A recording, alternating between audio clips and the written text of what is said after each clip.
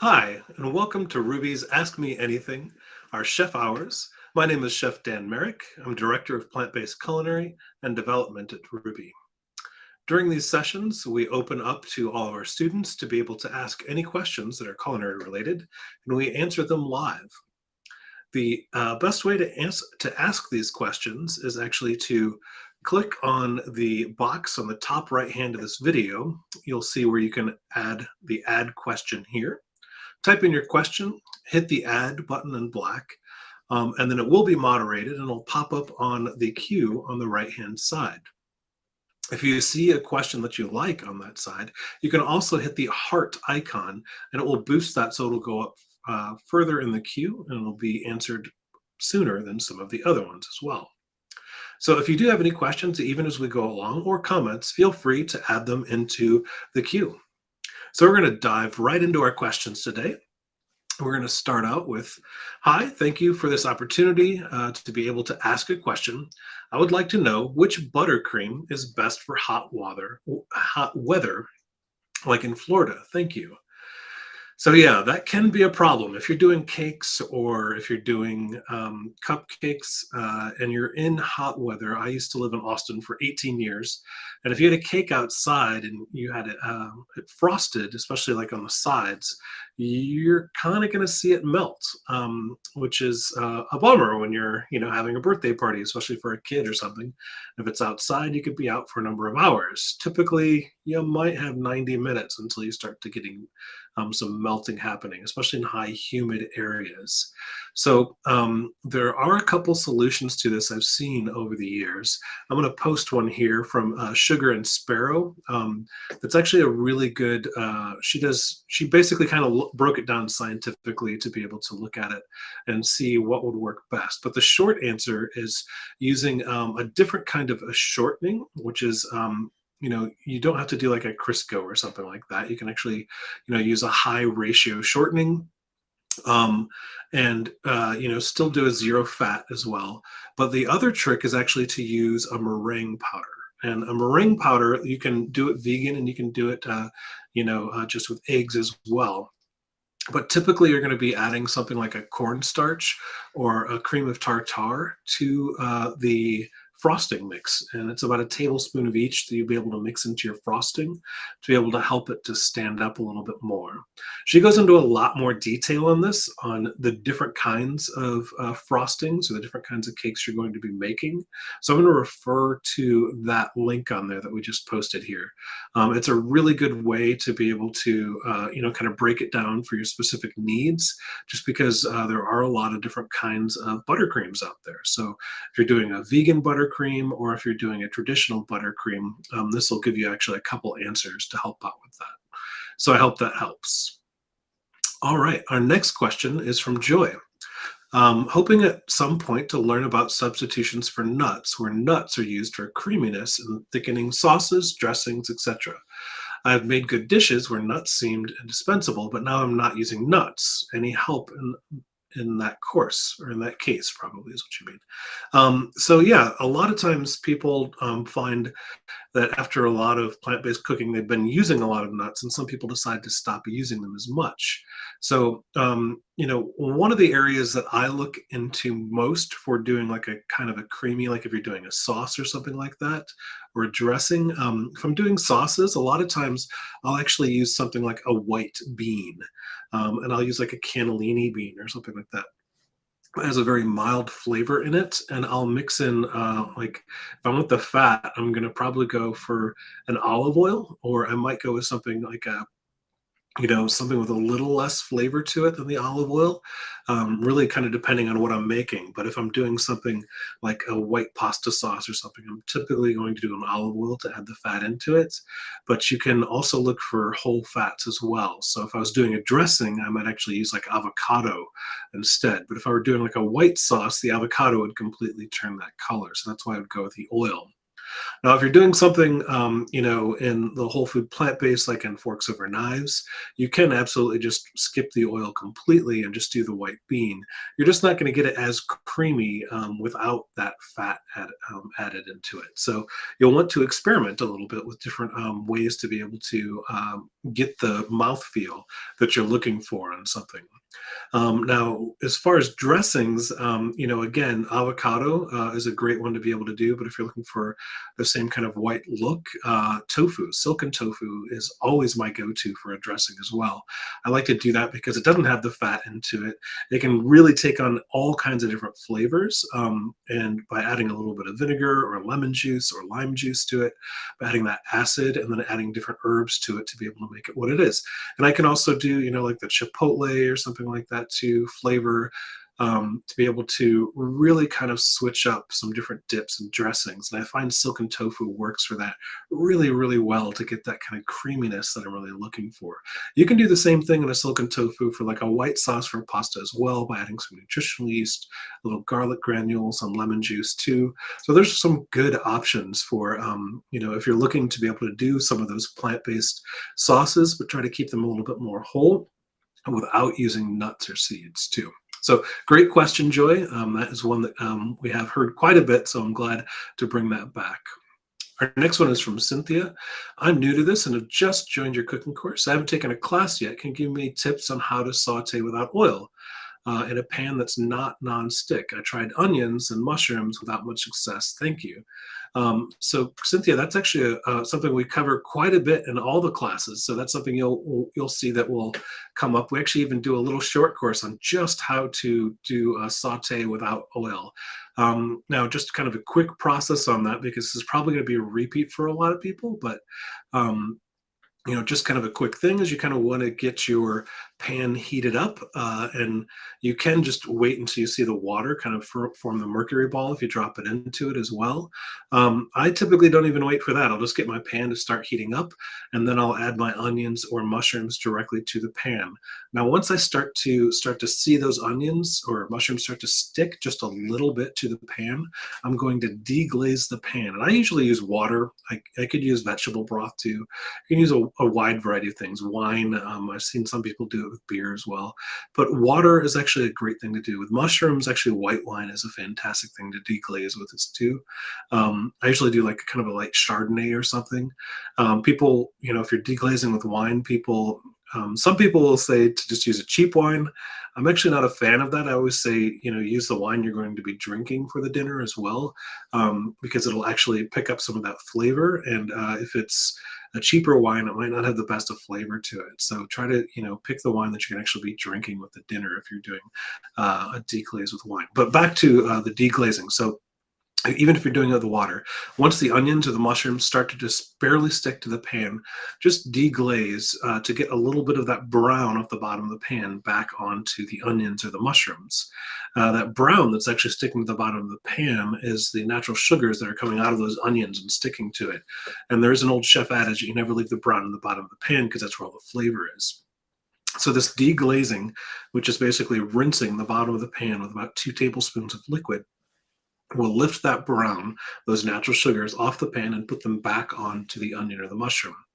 Now, if you repeat this, you can keep getting it darker and darker to get that caramelization of the onions or mushrooms on there. And you can do it as long as you want to get them darker and darker. If you want them lighter, you don't have to do it very long as well, too. This same process works with most vegetables, too. In fact, most food that I've seen, you can actually do the same thing with just, deglazing the pan just a little bit to be able to get anything stuck on the bottom to be able to get back onto the product and still heat it. It's kind of a mix between a saute and a quick steam as well, but you're kind of mixing both methods to be able to make that work out. But if you want the surefire way, just look at either the short lesson that we offer for free or in most of the courses that we offer as well too. But great question, Cynthia. And welcome to Ruby, by the way. Ellen, can spices be measured and put together setting up a mise en place if there's no specific detail to the order they're being added to a recipe. Yes, actually, that can completely be done. In fact, I know a lot of people will just have a mix of the spices for something that they're doing. Like they know that it's going to be equal parts, say, I don't know, cumin and equal, it's going to be a tablespoon of cumin and a tablespoon of chili powder. They might just have that already, mixed together, and they can just take a tablespoon out of each and then just measure 2 tablespoons of the same thing out. Put it in the same container. It's fine to be able to put in. Now there is something to say about layering flavors though in those. So like if you're doing something like a chili, like those two ingredients in particular, I might saute my onions first and put a little bit of chili powder in after I've sauteed my onions, and then add my next ingredient, add a little bit of cumin, but then add a little bit more chili powder as I kind of go through the different layers as I'm cooking. And you'll see that actually brings out a depth of flavor that might not be there if you're not kind of layering it in there. But if there are no instructions like that, and it says just put in a tablespoon of cumin and a tablespoon of chili powder, and they're at the same time in your mise en place, it's totally okay to be able to do that. For our mise en place on the process pictures that we ask to be able to do it, it's probably best to keep them separated, even if it's on the same plate or in the same bowl, just so we can see that you're actually using all of those ingredients in your process shot or in your mise en place shot as well too. But if you're just cooking at home and using your mise en place, it's totally okay just to put it all in the same container and even have it mixed, and that's totally fine. But great question, Ellen. Sylvia, what's a good method for keeping food warm, both before serving, during a meal, and warming the plates? So let's see, before serving, during a meal, and warming the plates. Usually the way that I typically am going to do it is in an oven. So I will actually warm my plates in the oven, and then I might actually take a towel and microwave it with a little bit of hot water, and then put that towel around the plates as well. We'll keep it really warm, which is kind of nice. It's one of the few things I actually use a microwave for. To be able to keep the plates kind of warm before serving, which is, I think, essential especially if you're trying to keep food warm, is having a hot plate to be able to put it on so it can keep the food warm as well too.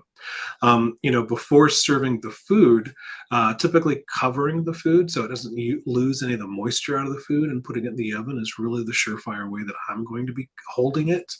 They make, they make hot plates with covers and stuff too. So if you've already made it in something, they have like hotel pan sized hot plates. They're totally fine to be able to keep those things warm. So you can, plate them basically right before serving as well. But if you have a compiled plate that you already want, and you are serving, say, your appetizer, first, put the essential parts onto the plate, keep them in the oven on a warm setting, very low, of course, so you're not overcooking everything. And then you can add your final kind of garnish right before serving and still keep it hot. But a hot plate or a warm plate, definitely a good start with all those as well. And then, keeping the food in the oven, typically covered, is probably a great way to be able to just keep them warm before serving as well. Now, if you're looking at bigger scale on something like that, they definitely make equipment to be able to do those, where they have, big plate warmers that you can take them out, which is really nice if you're doing service to be able to have that. And there are it's like essentially like a cooler that you can put food into. So like I do a lot of catering, and I have something that we call a hot box, which is basically a thing that can fit hotel pans in it and right above each other. And it works like a cooler, but the opposite, where it keeps it hot. And you can basically just cover either with foil or with a lid, and slide those into this cooler, and it's kind of racked up. They make electric versions of those too to be able to keep things warm too, and they make professional versions that usually stay in a building as well. But for home use, just an oven, with aluminum foil over the top should work just fine. All right, Robin. I have rheumatoid arthritis, and chopping large amounts of vegetables is a challenge. Can you recommend any of the chopping devices that I see advertised? Yeah, that's actually something that's a little more common than people would think. When chopping ingredients, some people have a hard time because of arthritis, and it can get taxing after a while. A food processor is probably your best bet on something like this. So most food processors, along with just a spinning blade, also have like a disc that'll go on the top of it that will shred cheese or shred vegetables, or it also has like a mandolin thing on it. So when you put the thing into it, like say a cucumber, you can put the cucumber down the top of it and it'll pull out the little thin slices of those.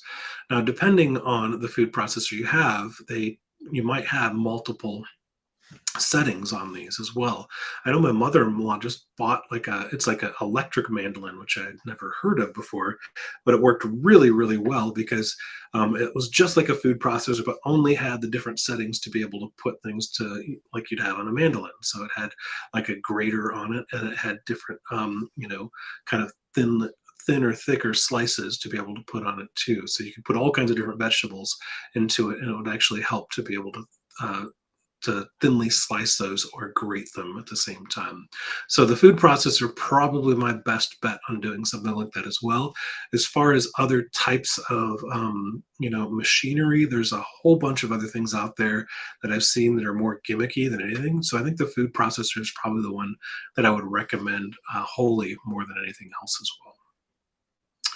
Right, Diana, how many of the recipes on Ruby or many of the recipes on Ruby have oil as an ingredient? Forks does not use oil. I'm confused. All right, so Diana, Ruby offers a host of different courses, and Forks Over Knives is only one of those. So we have courses from Jacques Pepin, who fully uses oils and butters and all kinds of different animal products, from caviar to duck and all kinds of different things in it. So we have a host of different kinds of classes, including a couple from Forks Over Knives, which is great. But that means that our library of recipes is pretty intensive. It has a whole lot of different things into it. There are many that have no oil, and there is a filter that you can actually use on those to find the no oil ones, or specifically look just through the Forks Over Knives recipes for those. The Plant-based pro, a lot of those are no oil as well, but not 100% of them at the same time. So that is the reason you're finding some probably that do use oils, is that we have so many different kinds of recipes from all over the place. And Forks is just one of the many, many classes or the many partners that we have as well. So I hope that helps out a little bit on the confusion. Tammy, to be most efficient, what is the best order of tasks in mise en place? That is, what tasks should be done first, second, third, and so on. What is the most efficient physical setup? In other words, where or what should go where in your workspace? Okay, I get what you're saying. So, mise en place is basically everything kind of at its place, and it's basically, kind of little bowls all set as you need them. So let's just say you're doing a stir fry, right? So in your stir fry, you might start off with your onions, maybe ginger and mushrooms, right? So I would typically put those mise en place kind of closer to my pan because they're right next to it. I can grab it and instantly pour into it. And then I'm going to go in sequential order right next to that. So if after my mushrooms and my onions and my ginger, I might want to do my garlic or my peppers, I might put those next into it. And then something like, I don't know, maybe we'll do our bok choy next or something like that. So each one that I'm adding into it, is going to be kind of going in the pattern away from the pan.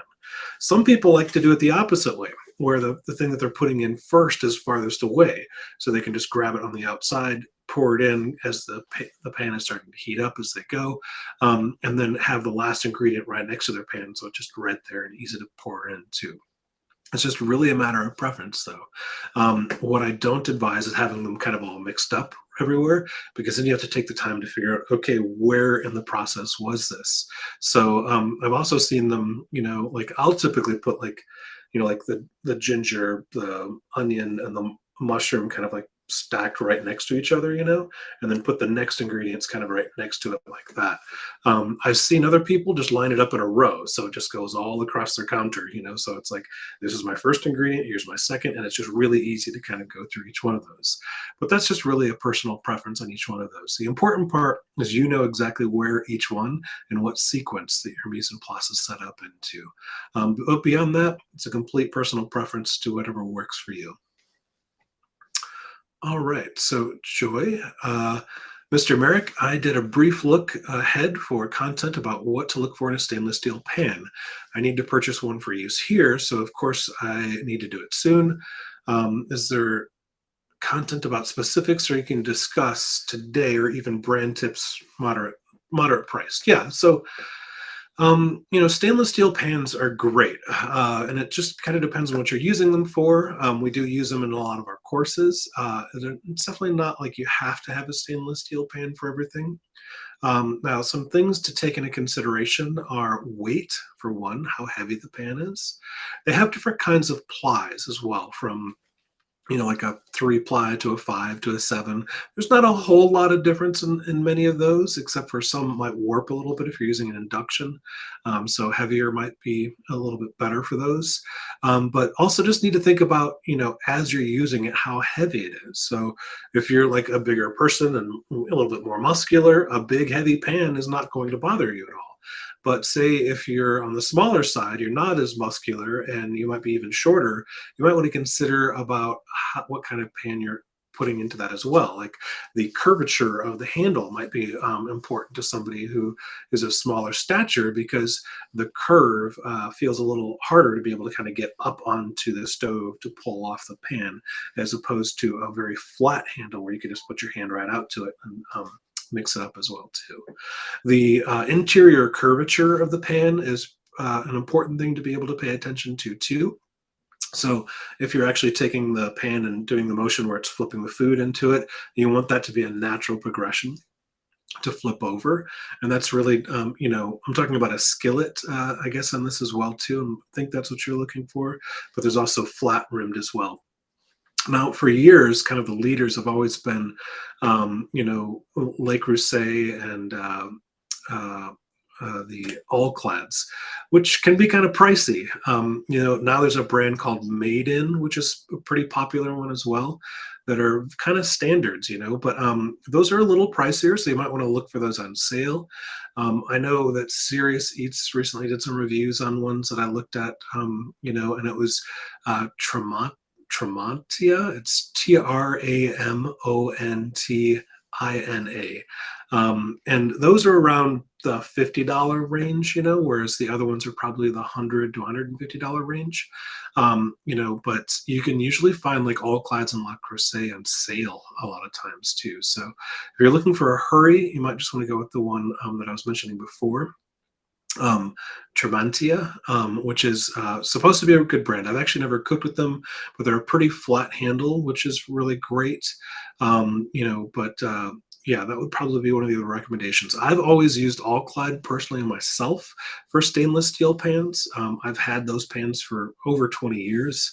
And that's the reason I like them, because I used to, save up for years to be able to get the different pans, and you buy them and you're done, which is really, really nice with them. There are a host of different kinds of brands out there, to be able to look through. But for stainless steel, I think those would probably be the brand ones that I'd recommend highly on my list. Now, another chef or another staff member of Rouxbe might say something completely different, but those are kind of the staples I know that most people in the industry kind of look for, especially if you're looking for a pan for home cooks. All right, hope that helped, Joya. Cheryl, I'm new and I've not started the lessons. What do you look for when purchasing a good quality chef's knife? So that's another question we get quite often, and you can actually look up some of our talking points on this, but I'll give you kind of a short answer on them. The best thing to look for when you're purchasing a knife is how it feels in your hand, really. The handle should feel really good when you're holding into it, and when you're holding on to the knife and you're putting, a thumb and forefinger at both sides, and the handle is actually into it, you want to make sure, as if my hand was the blade here, that it feels really good on this part of your hand right here, but it also feels good as you're holding it. A lot of stores will let you kind of hold them, and at least the handle is exposed in most stores. Even if it's like a big box store that you can go into, the handles are typically exposed, so you can hold on to it to see how that handle feels. The next thing I would look at is to make sure that the knife has a full tang that goes all the way through the handle as well. That meaning that the blade goes all the way through, and you can actually see the tang of the metal going through the handle as well too. I like that because you're never going to be in the point where if you're cutting something, your blade breaks off at any point. So having that full tang really is an important thing for me as well. Now you can, go between forged or stamped steel for those as well too. I like the forged, but a stamped one is fine too. In fact, most of my knives that I use are Wusthoffs, knives, but that's just because, just kind of out of coincidence that I have those. But not to to confuse you, I have knives from all kinds of different makers, and a lot of them are forged. Some of them are stamped. Really doesn't matter, but just kind of day to day cook knives in my kitchen are typically a Wusthof knife. And you really only need a chef knife to be able to get started with those. But it doesn't have to be a Wusthof because those are, they have affordable brands, and the Wusthof lines too. The most important part is keeping it sharp, which you'll see in our courses. We'll show you how to keep them sharpened with a whetstone. You can also use an electric sharpener if you want as well too, but then also just using a honing steel, which keep the edge of your knife straight, which is a very important thing to do. So, quality chef knife, just look for a steel, a good feel on the hand, preferably a tang that goes from the entire blade into the handle as well, and keeping it sharp. It's really the best way to be able to look for a knife that'll keep all those things. All right. Simi, how can I ensure I'm getting enough protein of eating plant based? I'm trying to avoid tofu also. I do eat beans and lentils, but how many beans can a person eat in a day? I'm looking for ideas on boosting protein intake by maybe combining foods, etc. Thanks. So, I've been plant based for 23 years now, and I've never had a problem getting enough protein. You get protein from all kinds of different plants that you might not think you're getting them from. I mean, broccoli can have as much protein as a hamburger can. Um, but the only places that I've ever seen people needed more protein than just eating regular foods, and your beans are fine, your lentils are great. The long and the short of it is you don't really have to worry about getting a ton of protein eating a whole food plant-based diet because you get a lot of protein just out of the vegetables naturally from the foods that you're eating. Avoiding the tofu is totally fine. You can eat beans, but you don't have to eat beans every single day. Nuts, seeds, and your standard vegetables going to help. Um, a wide variety of different vegetables is always good to be able to help that and get different kinds of proteins into as well.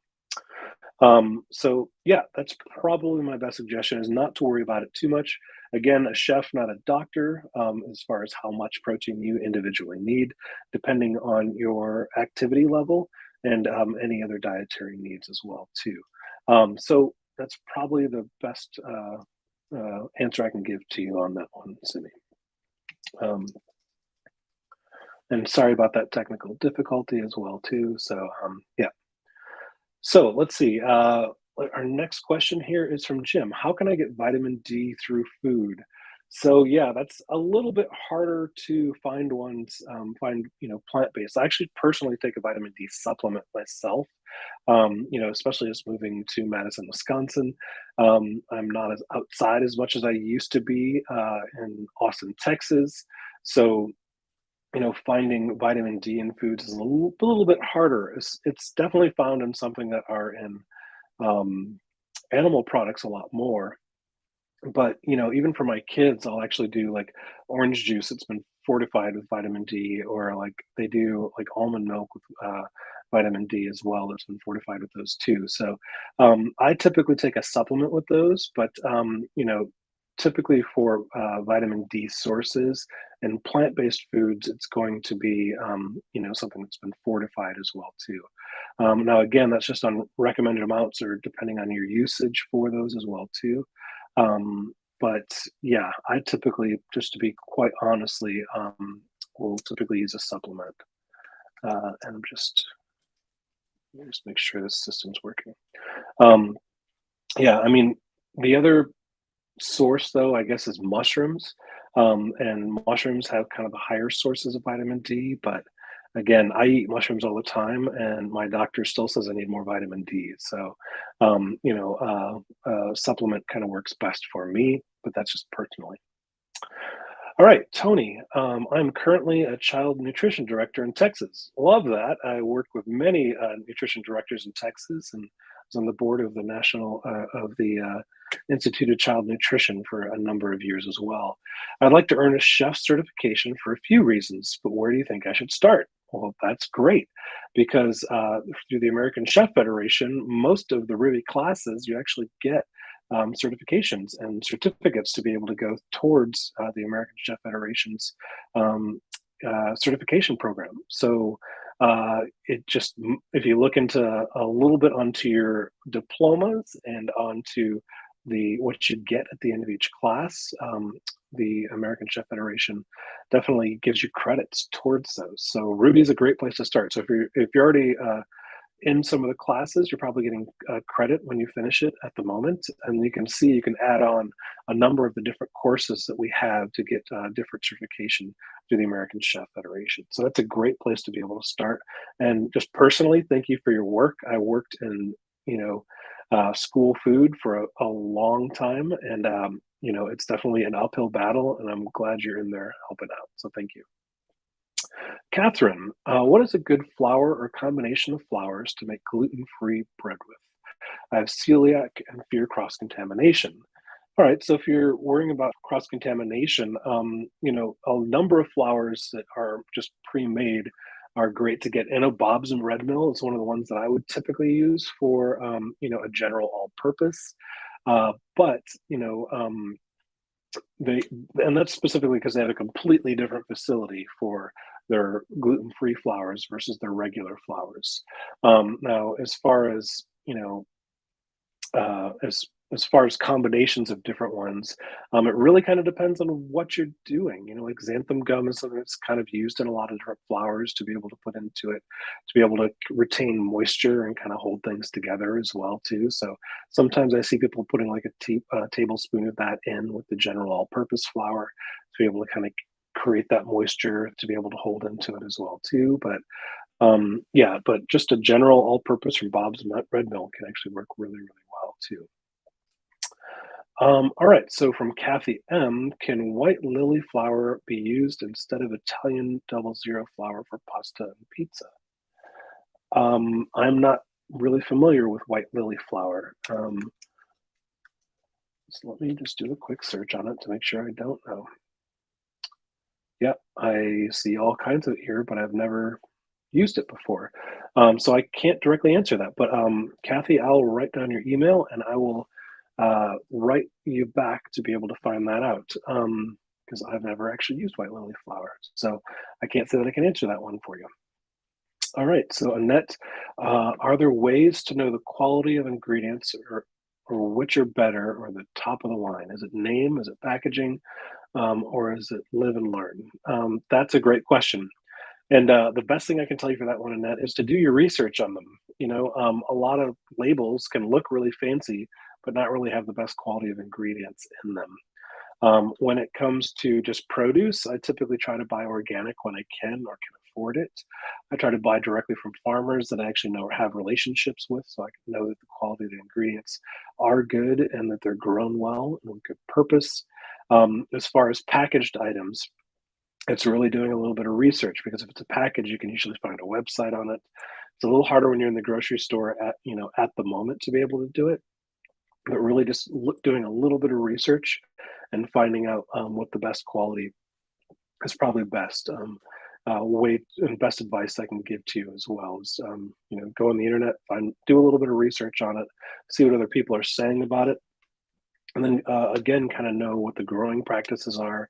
Well, how and it's really about kind of like where things are grown, how they're grown, are they using pesticides, kind of those kinds of things to be able to see.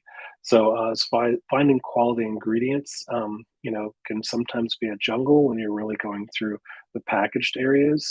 When you're in fresh produce, I typically look for organic most of the time is really the best way or best advice I can give you on that as well too. So I hope that helps a little bit. All right, Anita, I just joined the Essential Vegan Dessert course. Oh, you're gonna love that. Fran is a wonderful instructor, and this course is very help for me to understand the vegan lifestyle and cooking habits. I'm learning more than expected and want to know which one is the best vegan sweetener for a diabetic person. That is a great question for Fran. I would just write her actually. It's just Fran at Rouxbe.com, and she will tell you exactly which one is probably the best for you for that case, and for the recipes specifically to be able to look into as well. I can't give you a recommendation for that. For one, being diabetic, it's a little hard for me to be able to tell you which one. Usually, if somebody's diabetic and I'm talking about a sweetener, I'll usually recommend a dried fruit and paste, like a date paste or something. But just depending on the recipe and what you're using it for, that can change. So, Fran is really the best person to answer on that. And you'll probably see under the recipes on Fran's course that there are a question. You can ask the question of the recipes too. And you'll see a lot of people say, well, can I use this ingredient instead of that one? Or what's the best for this? So I would look under each recipe to see if, what are the other students asking about those too before you write Fran, because it might have already been answered. And typically a lot of those have been answered multiple times too. Hope that helps, Anita. All right, Rhonda, how do I start to enjoy cooking? I want to love cooking, but just don't. Well, I guess the best way to be able to start enjoy cooking, if you don't at the moment, is cook for other people. I think that one of the best joys that I get out of cooking is serving people, and especially my family and family members, to be able to see the joy that it brings them. And that definitely brings me joy. So, I love cooking for family and friends because it puts a smile on their face, and that really helps me. So, I think that's probably the best way to kind of start out with it. And then, if you're just cooking for yourself, think about those dishes you could be working on for other people as well at the same time. And then really looking at other flavors to be able to help you out. If you enjoy watching, other people cook instead of cooking yourself, maybe try replicating some of those recipes that you're seeing in other places, or taking a different spin on those to be able to get that level of achievement that you feel at home.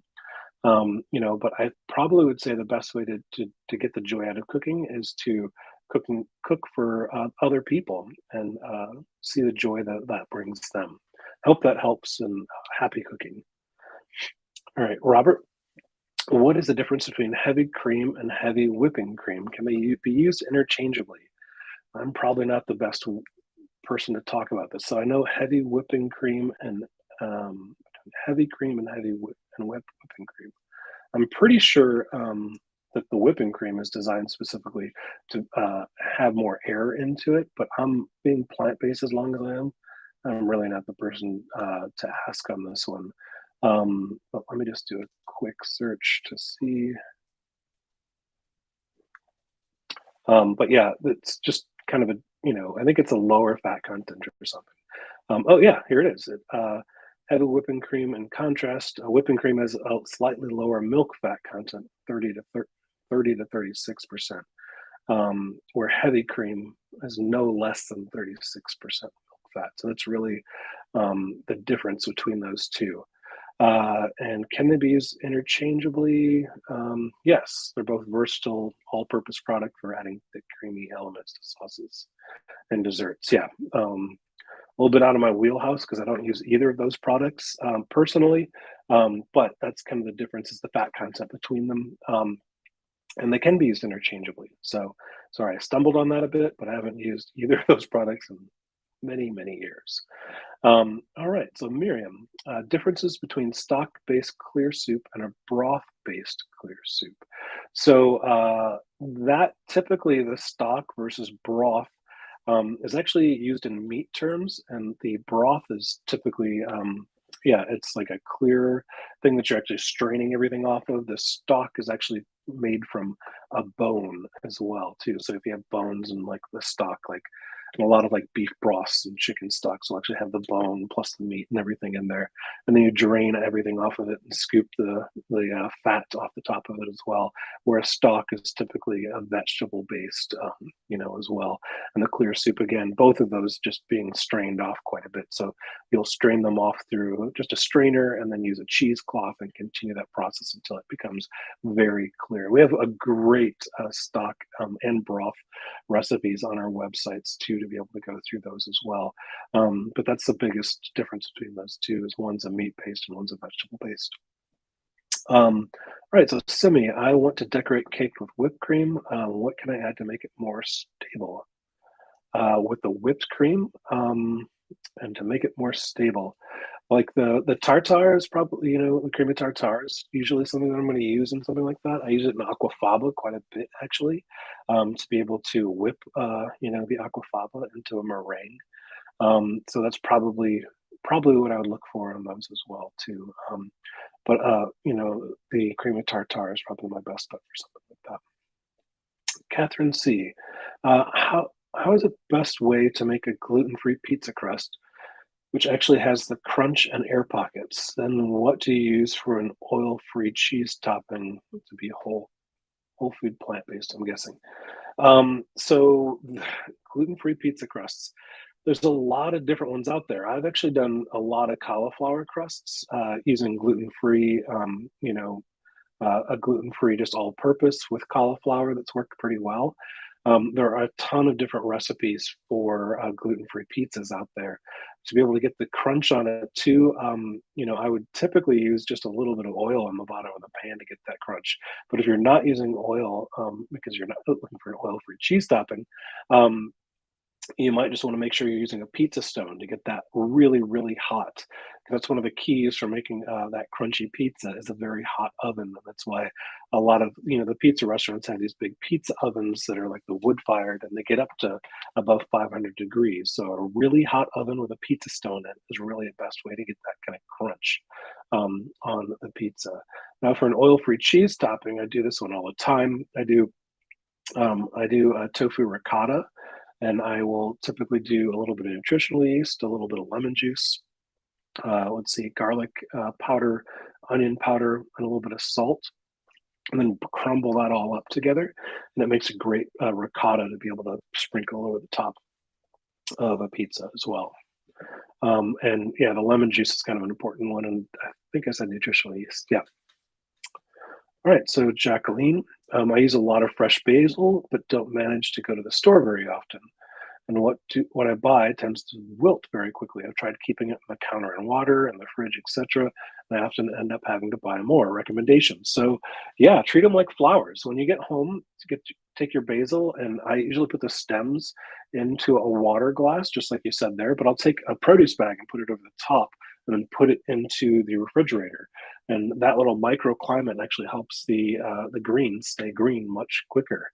Another alternative for that is to have a windowsill with basil growing in it, which is a great way to be able to have it. You can have it inside, which is really nice. You can have fresh basil all the time, and then you don't have to go to the store to buy it at all. But keeping it in your fridge with the bag over the top, definitely the way that to be able to keep it fresh longer. And try to buy it as the plant instead of the individual ones that have been picked off because it's a little harder to do that too. Catherine, what is light wheat flour? Is that whole wheat mixed with all-purpose flour? What can be used to substitute to make it gluten-free? There's a lot of these on. I'm not 100% sure what light wheat flour is. I don't think it's an whole wheat. I think it's actually just a lighter, it'd be a ground more, so it's actually lighter, and you're actually getting a lighter result out of the breads. As far as making it gluten free, since I don't really know, it'd be a tough one for me to answer. Sorry for that one, Catherine. All right. So, Miriam, is bringing food useful for any cooking method? Brining, sorry. Is brining food useful for any cooking method? Yeah, actually, it is. Fermenting is something that we brine foods in a lot. You can do, brining of mushrooms. You can do them, for a lot of meats. You actually typically want to brine them as well. I'm not, the expert on that by any means, but I have done them for some mushrooms and different things like that as well too. So it is a great method to be able to add some flavor, especially if you need to be able to get some moisture in those. I know that our carrot lox actually use a brining method on that as well too. And you basically soak the carrots into them after being cooked and absorbs a lot of that flavor and salt and really kind of gets that kind of the the lox kind of flavor that you're looking for the carrots. All right, so a couple more from Catherine here. Is there a whole grain gluten-free couscous anywhere? If so, what's it called and where can I purchase it? Uh, a whole grain gluten-free couscous. So I don't know of any brand specific. I'm sure there are some out there. Um, but as far as a whole grain, yeah, I'm not sure specifically on a brand for the whole wheat gluten-free couscous. Um, because it is a pasta-based process, there must be one out there. I'd probably have to just do a search on it to be able to find a specific one. Catherine, how do you use the steamer setting on a pressure cooker for steaming vegetables properly? That depends on the pressure cooker that you're using. So there are typically a series of buttons on the front. Usually they're going to have one for steaming vegetables on that, but I would definitely refer to your manual for your specific pressure cooker because every pressure cooker is a little bit different depending on if it's like an Instapot style or if it's an old school one. They're all going to be just a little bit different. So definitely refer to your manual on that specifically because it's a pressure cooker and those can be dangerous if you don't do it the right way. So I'm going to let you refer to your manual on that. Sarah, to hone a knife, would a handheld plastic item with an angled metal piece be suitable for a steel only? To hone a knife, would a handheld plastic item with an angled metal pieces be suitable for a steel only? Yeah, I would definitely use the steel instead of the plastic item with angled metal pieces. Um, So yeah, honing is basically just taking the knife. So if you have a knife and this is your edge of your knife like this, eventually the very tip of the knife is going to curve over to one side or the other. And what the honing tool does is kind of knock it off so it's straight on the very end. So the steel is a specific tool to be able to do that. And you can get different kinds. The diamond tipped is probably the best because it goes through really quickly, but they're a little bit more expensive. But I wouldn't use a plastic item with metal pieces on it. I'd specifically use a steel to be able to hone your knife. All right, Sarah, for submergent cooking, is it best to heat to a rolling boil and then let cool to the preferred temp? I typically do that. I'm going to bring it up to a boil and then bring it down to, just the exact temperature to be able to make that happen. That's the way I do it. You can definitely, if you're using a thermometer, putting it in the side of your pan, just bring it right up to the preferred temperature to be able to make that. Because if you do bring it up to a boil, then you have to wait for it to cool down, which can take a little bit longer. But I typically am just kind of like, I'm doing multiple dishes at one time. So I'll just turn it on high, let it get to the temp I need to. If I see that it's boiling, I see that I have to turn it down and put the thermometer into it. So either way will work just fine. It's just kind of a preference on that. All right, another one from Sarah. Why would you choose to steam vegetables over simmering or boiling? So just different methods. Steaming, can really keep a lot of the flavor and texture to them, where boiling, you're going to get a lot of the nutrients that will actually go out into the water. So if you're boiling something like, I don't know, like asparagus, you'll see your water is actually kind of green afterward. Or simmering, you're going to get like a little bit of a charred edge on the edge of it too. So it's going to add a different kind of texture. So steaming will keep it kind of in its closer to the original state, I guess. Simmering will give you just kind of a little bit of char on it, and it could be very slight. Versus boiling will be close to the steam, but it's going to dissipate some of the flavor and the nutrients into the water too. Right. So, Catherine, to make pasta using brown rice flour and quinoa flour, how do I do this without eggs or oils with forks over knives? So that's again pretty specific. Rice flour or quinoa flour, if you're just doing it without eggs, you can typically just do a water mixture into those. If you're using just rice flour, quinoa flour, you might want a little bit of xanthan gum in there as well too. I don't have a specific recipe off the top of my head for those, but it's usually just water to flour ratio, and you might want to do a little xanthan in there to get just a little bit of that stretch into the pasta as well. In just the same way you'd make your well, basically, as a regular pasta, but instead of doing eggs in it, you can actually work the water into it, and then fold up your water into the well, and then when you're done, you want to be able to form a ball without any of that flour sticking to your hands. Typically, cover that with like a saran or something like that. You can even do a towel over a bowl on it, at least for an hour. Bring it back out, knead it out, and then you can use your pasta maker, or you might want to even try it on, the rolled out method where you can slice it. Might be a better, for the gluten free because it doesn't stick together as much as it would with those two. I've also seen people use aquafaba for those kinds of things too, after it's been, kind of whipped a little bit to be able to get a little body into those. Adds a little bit of protein too. But for specific recipes, you'll definitely want to do a little bit of a deeper research into those. But that's a basic method for you.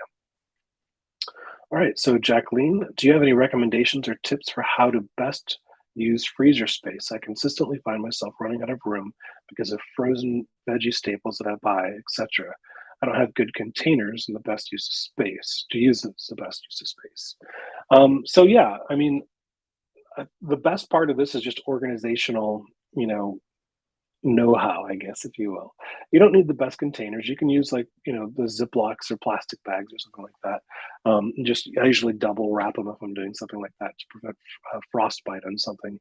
Um, you know, Couple things is label them. Make sure you can see the labels from the end, so you don't have to pull every single thing out to be able to see what it is. So you can actually see the label on the end, or if it's a bunch of bags stacked on top of each other, you can just fold down the end of it to be able to see what's actually in each one of those. Date them specifically, and then I also put different kinds of things in different areas, right? So I might have frozen fruits in one section. I might have frozen, like I do like frozen herbs and like different kind of like vegetables that'll add into other things like sauces. Like a good example is for my kids love mac and cheese, but we try to typically do those a vegan version, but we'll add different like vegetables like butternut squash and things into those. And I'll freeze, roasted butternut squash that have been pureed into ice cubes, right? So I put those into the freezer and I'll do those different kind of purees. And same with like pesto when basil's in season, I'll do pesto like that as well. So I'll have kind of like my ice cube vegetable area, I'll have my the frozen fruits, and then I'll have like some other like I don't know, frozen veggie burgers or something next to those, and then other things like ice and stuff on the other side. But I'll basically put them in rows, so I know kind of what's in each one, and then I'll put the newest one on the top, which is just out of convenience to make that happen. And I know on the bottom is the things that I want to be able to use first as I go through. Make sure that you can see everything, that you can date everything, and that should be able to help just with logistics wise of organizing your freezer just a little bit better. So I hope that helps, Jacqueline. Sarah, can you suggest poaching aromatics that will give strong flavor? I need strong flavor. That really kind of just depends on what you're making. So aromatics that will give a strong flavor. I mean, that really depends on what you're making. If you're looking like you could like we do a poached peach, I think, or a poached pear, I think, and like a different wine and malt kind of flavors, which like wine and cinnamon. It's a pretty strong flavor, but you could also poach something else and like I don't know, depending. It really depends on what you're doing. I mean, you could do really strong flavors by using different spices and dried spices. I mean, even something like the bay leaf is a pretty strong aromatic that adds to those as well too.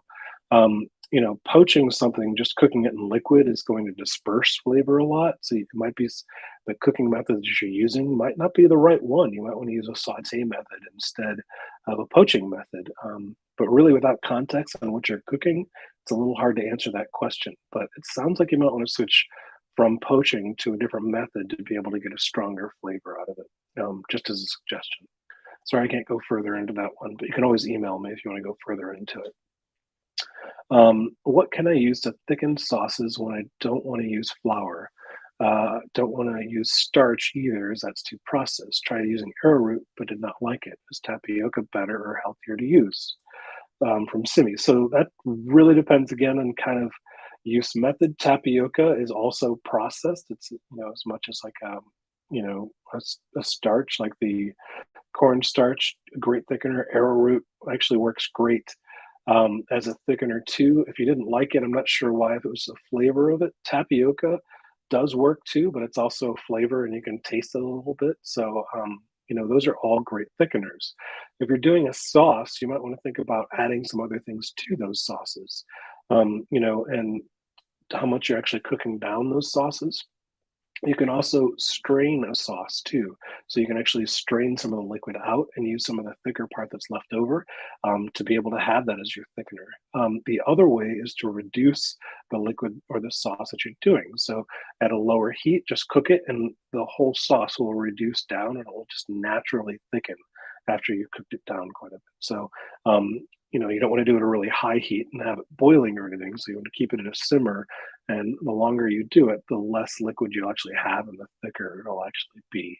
So just naturally, that's probably the easiest way to be able to thicken it up is just to reduce the actual liquid, and you'll get a really much more intense flavor out of it by doing that at the same time.